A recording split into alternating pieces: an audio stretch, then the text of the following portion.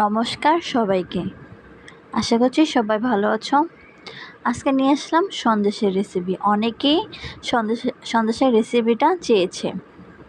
এই যে দেখতে পাচ্ছ দুধগুলো জাল দিয়ে নিয়ে নিব। অনেক লো ফ্লেমে দেওয়া যাবে না, একবারে কম আছে জাল দিতে হবে। তারপর দুধগুলো জাল দিতে দিতে এরকম শুকাতে হবে। আমারও দেখতে পেয়েছো একটু লেগে গেছে, কিন্তু বেশি লাগানো যাবে না, না হলে সন্দেশগুলো কালো হয়ে যাবে। আর দেখতে পেয়েছো আমি কাঠের কাঠি দিয়ে নাড়ছি। এইটা দিয়ে নাড়তে হবে, কেননা চিনি দিয়ে নাড়াচাড়া করলে সন্দেশের কালো ভাবটা আসবে। কালারটা ধরে রাখার জন্য কাঠের কাঠি দিয়ে নাড়তে হবে সুন্দর করে।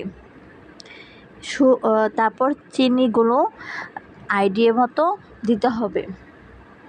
আমি 200 দুধের সন্দেশ বানিয়েছি।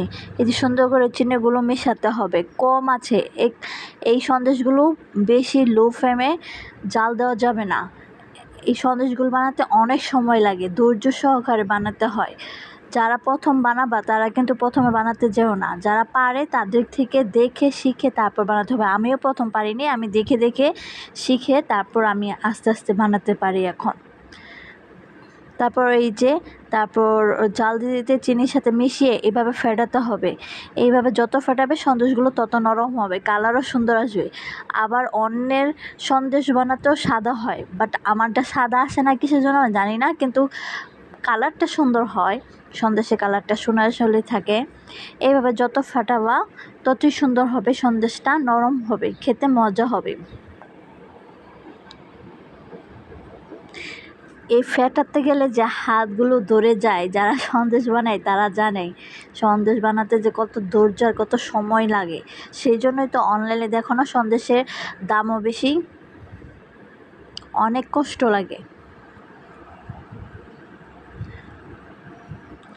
তারপর একটু আঠালো আঠালো হয়ে গেলে তখন ওই মুহূর্তে নামিয়ে রাখতে হবে। এই তো আমারটা হয়ে গেছে, আমি নামিয়ে রাখতেছি বাটির মধ্যে। এই সন্দেশগুলো দুজনে মিলে বানাতে হয়, একজনে পারা যায় না। এই যে আমার সাথে আমার মাও হেল্প করছে। এই যে দেখো আমি কিভাবে সন্দেশগুলো বানাচ্ছি। আগে গুল করতে হবে, আর সাঁচের মধ্যে সাজগুলো আগে ধুয়ে নারিকেল বা ঘিটা দিলে বেশি ভালো, সুন্দর ঘ্রাণ বের হয়। তারপর সাঁচের মধ্যে দিয়ে সুন্দর করে বানিয়ে সুন্দর হয় সাজের মধ্যে বানালে। এই মেন সুন্দরটাই সাজ। যত সুন্দর করে বানাবে, সাজগুলো যত বড় হবে সুন্দর হবে, ততই সুন্দর হবে তোমার সন্দেশগুলো। আমাদের সাজটি একটু ছোট, কিন্তু বানাতে গেলে সুন্দরই হয়।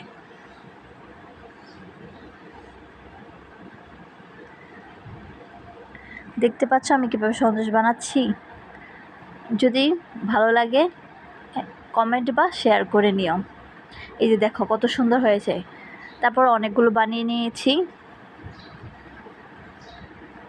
কেমন হয়েছে ভিডিওটা অবশ্যই জানাবে, যদি ভালো লাগে শেয়ার করে দিবে। ভিডিওটা এ পর্যন্তই, দেখার জন্য অসংখ্য ধন্যবাদ।